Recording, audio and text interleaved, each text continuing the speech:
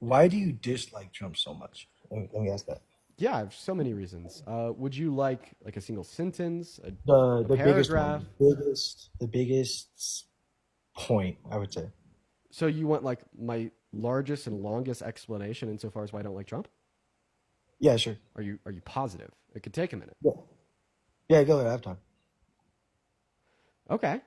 Well, I don't like Trump. I typically break it down into three categories. You have character, you have domestic policy, and you have foreign policy. So we're going to start off with that first category. That's going to be character.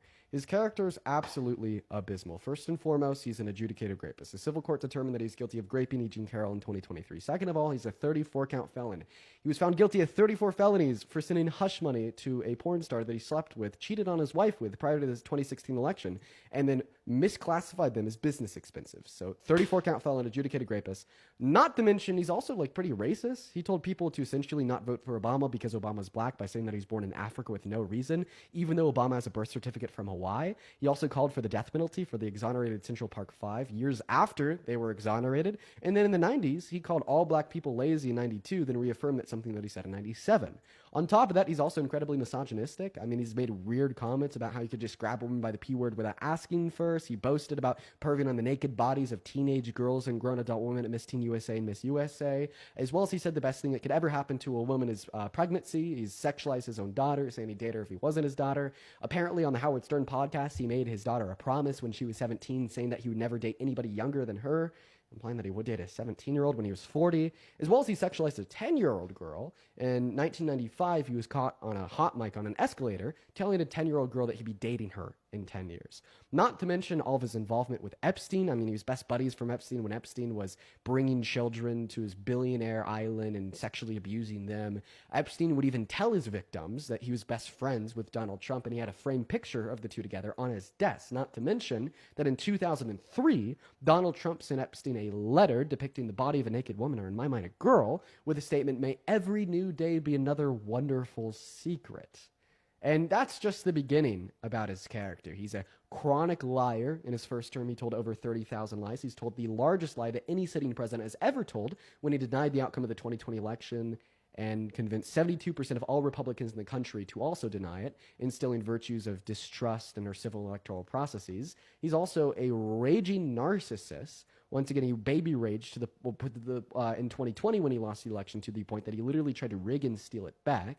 Third of all, he's just an egotistical power maniac. He doesn't care about any check nor balance. That's why he called for the termination of the Constitution in December of 2022. That's why he's been firing and replacing judges with no experience to further his agenda. And that's why he's explicitly violated the Constitution like 7 times in the last 250 days in office, ranging from attempting to take our 14th Amendment rights from us with Executive Order number 14160, calling for a termination of the 22nd Amendment when he said he wanted to run for a third term, or violating the First Amendment 3 weeks ago when he tried to ban burning of the American flag, even though the Supreme Court ruled that was expressly protected under the First Amendment in 1989.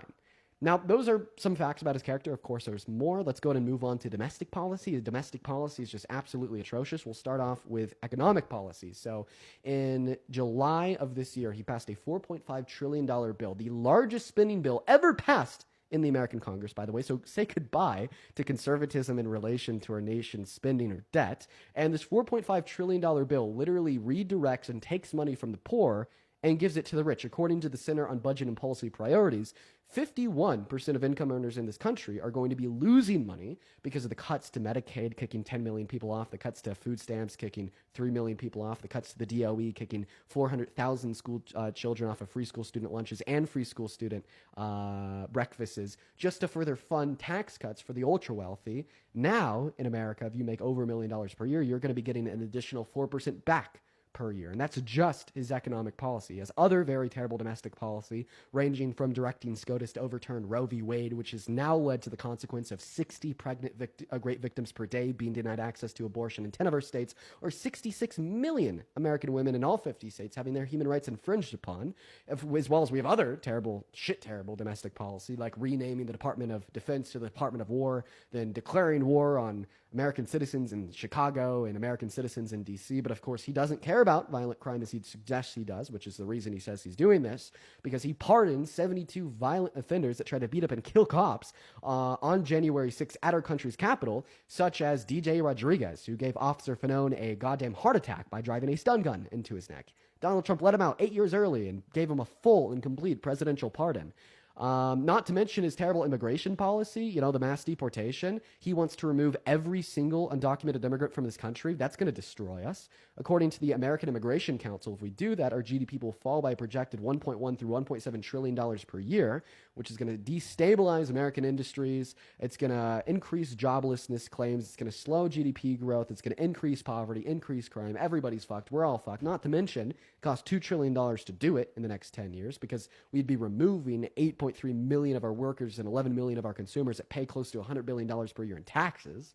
And so there's a little bit about his domestic policy. But his foreign policy is even worse. I mean, he's just bending the knee to Israel. He's saying, oh, what do you need from us so you could continue to genocide more innocent Palestinians? Or, I don't know, he's signing very terrible agreements with the Congo just to exploit them for more of their minerals, so on and so forth, while not ending their conflict with the Rwandan M23 insurgents, but claiming he did. Or imposing tariffs on every single one of our allies, which has now led 23 countries globally to stop all parcel shipments into this country.